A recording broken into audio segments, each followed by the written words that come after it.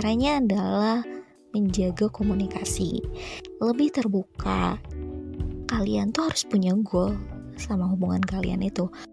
Ketika kalian sudah aware bahwa kalian pengen menjalin hubungan dengan si A, maka kalian harus aware juga hubungan ini mau dibawa kemana, mau bagaimana prinsipnya. Nah, caranya adalah ya komunikasi. Kalian harus membina komunikasi. Kalau kalian bingung komunikasi yang ideal itu gimana, atau menjaga komunikasi itu bagaimana, kalian bisa lihat konten-konten kami sebelumnya. Kalian juga harus lebih aware dan lebih asertif, jangan kode-kodean. Keseringannya kalau lagi menjalin hubungan sama seseorang tuh kita kode, yang pada dasarnya kita aja gak punya kamusnya kan kode tentang diri kita sendiri, apalagi orang lain gitu. Pada dasarnya hubungan itu tentang komunikasi. Kalau kamu sendiri terlalu ego untuk mengungkapkan apa yang kamu butuhkan atau inginkan dan berharap doi peka, maka ya mau bagaimana hubungan itu berjalan kalau komunikasi saja tidak terbentuk. Coba deh kita bayangkan, enak gak sih kita punya seseorang yang kita bisa ngobrol banyak hal sama dia, gak sungkan untuk mengatakan sesuatu tanpa harus baper atau malu. Nyaman gak sih? Enak banget gak sih? Bener-bener ideal kan ya kalau kita bisa menjaga komunikasi. Nah, kalau kita komunikasi sama dia aja gak takut, tanpa harus malu, maka kesananya pasti enjoy. Bahkan kamu terjauh dari toxic relationship. Kamu bisa mempertanyakan, emang kualitas komunikasi kalian yang jelek atau skill komunikasi kita justru yang jelek, dianya mau bagus gitu. Nah, itu yang harus dipertanyakan. Kalau kalian memang berada pada toxic relationship, cari atau tanyakan pada diri kalian nilai-nilai apa yang membuat kalian bahagia, nyaman, dan kalian harus tahu kebutuhan kalian apa. Ketika kalian lebih menghargai diri kalian sendiri, maka kalian bisa keluar dari hubungan tersebut dan bisa mencari atau membina hubungan yang lebih worth it untuk diperjuangkan dan dipertahankan. Bukan saya bilang bahwa putuskan saja, saya juga nggak bilang bahwa kamu harus ngomong ke dia bla bla bla bla, karena hubungan itu akan bisa menjadi sehat ketika kita bisa lebih menghargai diri kita sendiri, atau ketika kita tahu nih apa yang kita inginkan, apa yang kita butuhkan, maka kita akan bisa lebih memanage bagaimana hubungan kita dengan orang lain. Karena mostly orang yang terjebak pada toxic relationship itu adalah orang yang kehilangan jati dirinya, sehingga akhirnya dia nggak tahu harus lari kemana, dia pun nggak tahu ini hubungan mau dibawa kemana, karena dia udah kehilangan dirinya sendiri dan dia juga bingung, ini kok aku jadi ketergantungan ya sama hubungan ini.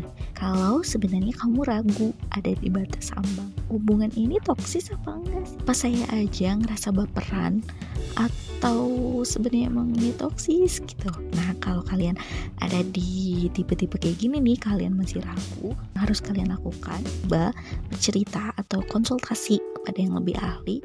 Kita bisa deteksi gitu. Untuk sekalian dengan cara mengisi kuesioner. Jika kalian mendatangi ahli, kalian pasti akan diberikan kuesioner, list atau pertanyaan yang bisa membuat kalian aware kalian ini ada di hubungan yang tipe apa sih, hingga ragu kalian tuh gak hanya ditebak-tebakan gitu.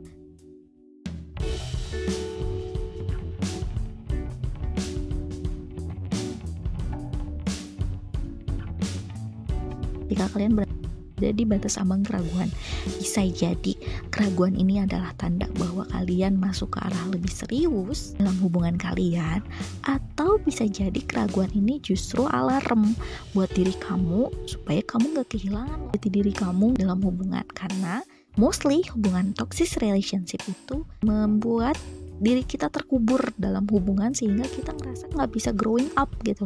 Karena hubungan itu tercipta supaya kita bisa lebih berkembang.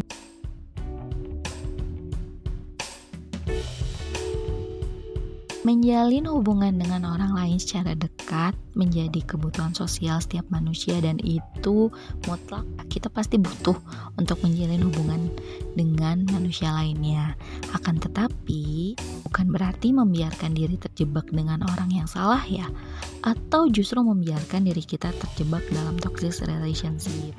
Maka pertimbangkan, ambil keputusan yang bijak ketika kita ingin membangun hubungan dengan seseorang.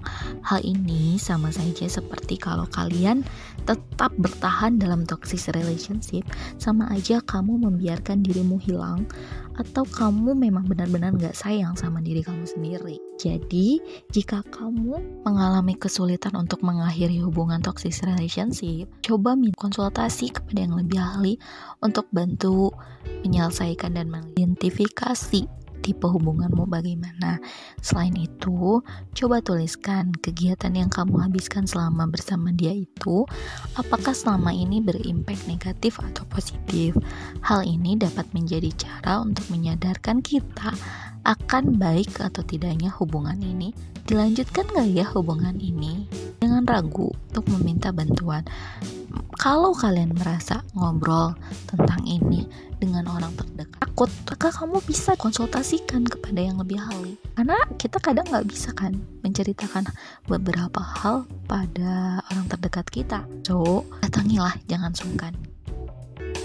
Kalau kalian mencari kemana ya aku bisa konsultasi ahli, atau kalian butuh kemana ya aku bisa dapat kuesioner yang tadi, kalian bisa gabung di Milove. Kami pun memiliki beberapa kuesioner yang bisa kalian isi, atau coba deh kalian kunjungi website kami.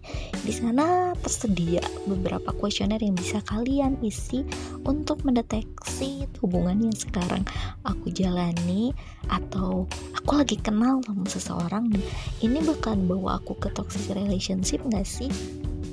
Kalau teman-teman yang udah pernah gabung di Silver kami, itu pasti gak asing dengan saya, dan kita bisa ngelakuin coaching berdua, kemudian kita juga bisa konsultasi secara privasi, yang mana kita bisa bantu untuk mendeteksi hal tersebut.